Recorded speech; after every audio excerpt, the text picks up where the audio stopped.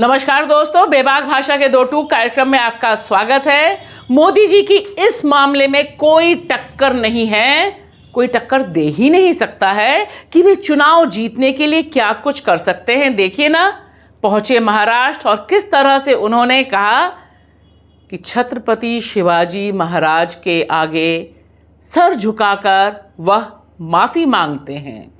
और तमाम और लोग जो शिवाजी को मानते हैं अपना आराध्य, उन सबसे माफी मांगते हैं। चुनाव है, क्या करेंगे मोदी जी आप? अब आप माफी नहीं मांगे महाराष्ट्र में तो मराठा नाराज हो जाएगा, क्योंकि आप ही के भ्रष्टाचार की वजह से यह जो 35 फीट ऊंची मूर्ति आपने बस 8 महीने पहले बनाई थी, इनॉग्रेट किया था, वह किस तरह से जमीन पर गिर गई, किस तरह से टूट गई, इसे लेकर एक बड़ा सेंटिमेंट है। लेकिन यहां दूसरा दांव भी चल गया है। कांग्रेस ने पहले ही यह कैंपेन चला दिया सोशल मीडिया पर, माफी मांगा मोदी। अब आप देखिए, यह जो कैंपेन चला यह सुबह से चल रहा था। उसके बाद आप जब पहुंचे महाराष्ट्र और आपने माफी मांगी, कांग्रेस भी ना बड़ा गेम खेल रही है और वह क्लेम कर रही है कि दरअसल हम प्रधानमंत्री नरेंद्र मोदी से जो चाहे वह बुलवा सकते हैं और माफी भी मंगवा सकते हैं। लेकिन यह जो आपका स्टेटमेंट है ना, यह लंबे समय तक याद रखा जाएगा कि कम से कम महाराष्ट्र का चुनाव आपके लिए जीतना इतना इंपॉर्टेंट क्यों है कि कहीं और आपने माफी नहीं मांगी। लेकिन ये जो माफी है ना, ये बहुत खास है।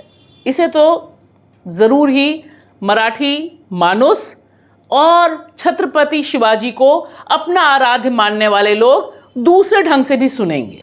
और मैं आज छत्रपति शिवाजी महाराज में उनके चरणों में सर झुका करके क्षमा मांगने का कर रहा हूं। छत्रपति शिवाजी महाराज में उनके चरणों में सर झुका करके क्षमा मांगने का कर रहा हूं।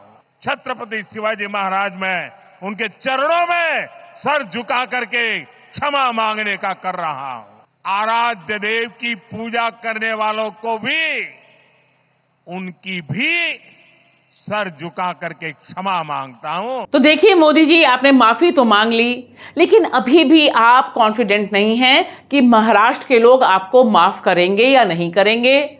और अभी भी इलेक्शन कमीशन को आपने हरी झंडी नहीं दी है कि चुनाव कब अनाउंस करें, क्योंकि एक के बाद एक आपके लिए मुश्किलें पैदा ही होती जा रही हैं। सवाल आज की तारीख में महाराष्ट्र के लोग यह भी पूछ रहे हैं कि आपने ये जो अटल सेतु बनाया है ना, इसमें जो भ्रष्टाचार किया है, इसके लिए कौन माफी मांगेगा? ये जो सारी सड़कें आपने बनाई हैं जिनमें खड्डे, खड्डों में सड़क, सड़क में खड्डे, इसके लिए कौन माफी मांगेगा? अब आप माफी मांगने पर उतर ही आए हैं और महाराष्ट्र में चुनाव की डेट अनाउंस हुई नहीं है, लिहाजा आपको एक सीरीज करनी पड़ेगी, माफी मांगता प्रधानमंत्री नरेंद्र मोदी। और यह निश्चित तौर पर बड़ी सुपरहिट सीरीज होगी।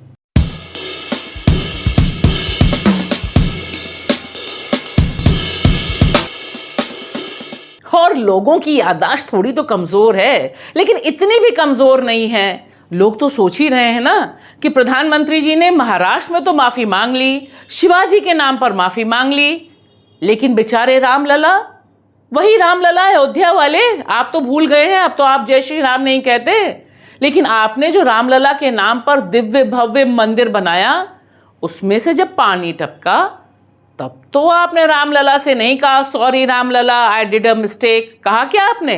ना ही आपने ये कहा कि मैं रामलला के आगे शीश नवाता हूं क्योंकि मैंने भ्रष्टाचार किया था और भ्रष्टाचार की वजह से यहां पर पानी टपका। और ना ही जो आपने रामपथ बनाया था और उसमें जो भ्रष्टाचार था, गड्ढों में रामपथ या पथ में रामपथ, ये जो पूरी की पूरी मिट्टी ढही है वहां पर, उस पर भी आपने माफी नहीं मांगी।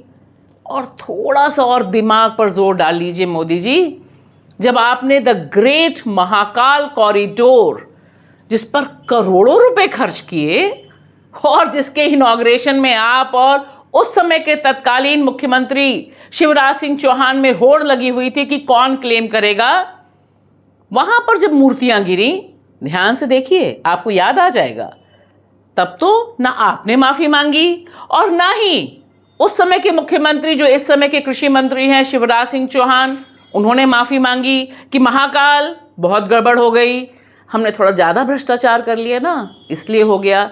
लेकिन शिवाजी में बहुत पावर है, यह तो बात हम भी मान गए कि आपको माफ़ी मांगने पर, सिर झुका के माफ़ी मांगने पर अगर कोई मजबूर कर सकता है तो वो शिवाजी महाराज ही कर सकते हैं। बाकी किसी की कोई इतनी बिसात नहीं है, क्योंकि मामला चुनाव का है ना।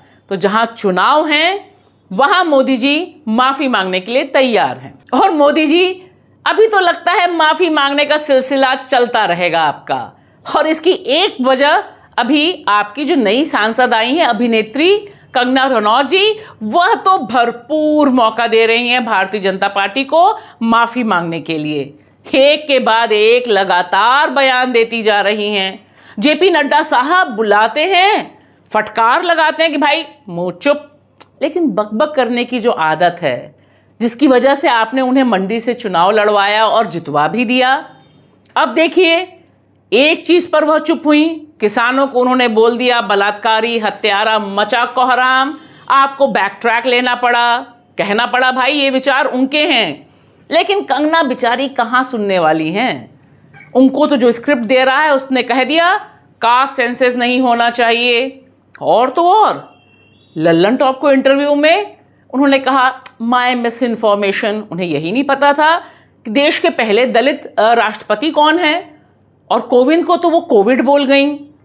लिहाजा अभी बहुत मौके आएंगे, बस देखना ये होगा कि हरियाणा में आप किस बात पर माफी मांगते हैं, और क्या जम्मू कश्मीर जहां के आप स्टार प्रचारक हैं, वहां पर किस मुद्दे पर आप जनता जनार्दन के साथ माफी मांगते हैं। बट ये माफी मांगने वाला ट्रेंड मोदी 3 की इमेज के लिए काफी इंटरेस्टिंग है ना।